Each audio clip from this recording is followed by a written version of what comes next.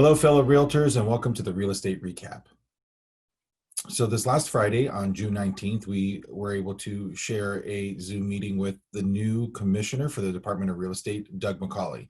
And he went into some highlights of what he has in store for the Department of Real Estate and what we'll see coming in the future over the next, rest of the year and into the future. One of the things that they've been working on, and I'm personally connected to this in the past, was the changing of testing. Now, the content is going to remain the same, but I know that they've been working on new content, so TBD on that. The most important changes, I guess, come to the testing is the reduction in time. So right now, the broker exam is 5 hours. It's going to be reduced to 4 hours. Instead of 2 sessions, it's going to be reduced to 1 session. The salesperson exam just has some minor tweaks. Still going to be the same length of content. Instead of 3 hours and 15 minutes, it's going to be 3 hours. And it's just going to be 1 session. So they're also working at looking at alternatives. Some other states have done some online testing. The commissioner wasn't really thrilled about that, but he knows that there's definitely technology that must exist out there to make it with facial recognition and other security measures in place to make sure that the person taking the exam is a person actually getting licensed. So there will be more to come on that. Another thing that we're going to see from the DRE is more proactive enforcement. And a lot of that focuses on unlicensed practitioners. Yes, there are a lot of unlicensed practitioners out there doing some really bad stuff, and they call them the bad apples. As far as licensed practitioners, most of those complaints come in through, through other sources, through people tipping them off.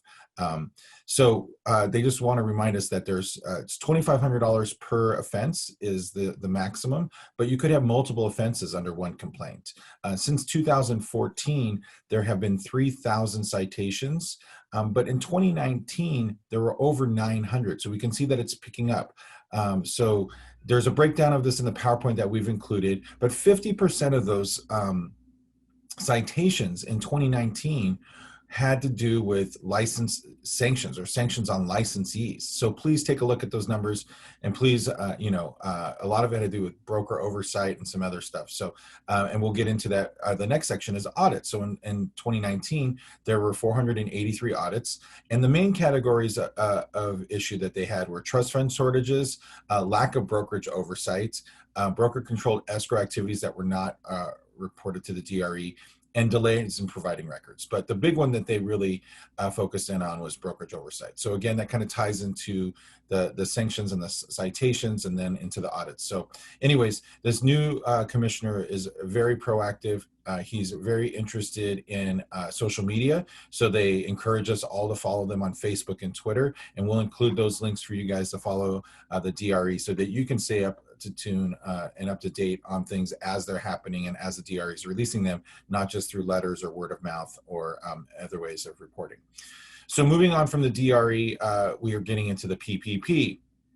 And as we know, on June 17th, the U.S. Small Business Administration published and revised the Paycheck Protection Program loan forgiveness application. And so anyways, on Wednesday, June 24th at 2 p.m., CAR Associate Counsel Brian Polinsky and CAR Assistant General Counsel Brian Manson are going to host a step-by-step instruction webinar on how to complete the new PPP loan forgiveness application. So this isn't the loan application. This is once you start to apply for the actual forgiveness, there's a new process for that, and they're going to walk you through that. So we'll include the link, registration link to that. Again, it's this Wednesday at 2 p.m., and we'll make sure that you have that. Also, we'll include some links for the new guidelines for borrowers with employees and borrowers without employees. So please take a look at those.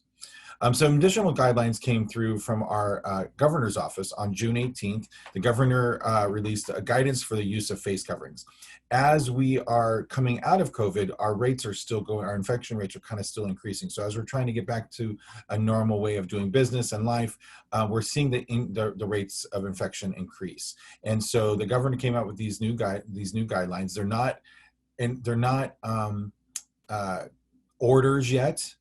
There's some different belief that they couldn't be orders, but for now, let's just try to be responsible, take these guidelines and put them into effect. Now, the ones that mostly impact us, and we'll have a link to that complete release that the governor made with all of the guidelines. But the ones that we wanted to focus on were engaged in work, whether at a workplace or performing work off-site.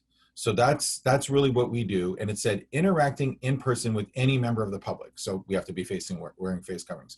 Working in any space visited by members of the public, regardless of whether anyone from the public is present at the time. So those should be two big ones. Again, we're going to include the link so that you guys have access to the full guidelines, but those are the two big ones. As far as forms are concerned, the only really big change was to the BPPP, which is the Best Practice Guidelines and Prevention Plan. That was updated on Friday, June 19th.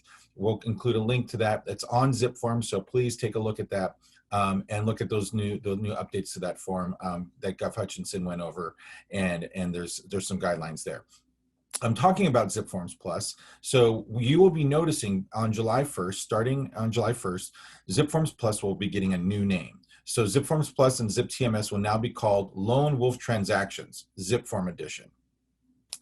Totally just a name change. Rest assured that the functionality of the program will not be changing. The features that you depend on will remain the same. You'll still be logging in through the car.org site. This is just a name change for those of you who are aware of the purchase that Lone Wolf made of ZipForms back, I believe it was in 2018, maybe 2019. I guess it was 2019. It was last year. It's all coming together so fast. So anyways, please take a look. We've included all those links and everything in this presentation. We thank you so much for your membership at Greater LA Realtors, and we look forward to answering any of your questions. Please continue to check out our COVID-19 site. I know that we're starting to come out of this, but we're constantly updating our microsite with all of the local orders, so the 5 cities that we serve, as well as the LA County, and links to CAR and NAR's sites that they've created to help guide us through all the many different things that are affecting our businesses from the COVID-19 crisis. Thank you so much again. Be well, stay safe, and be part of the change. Thank you.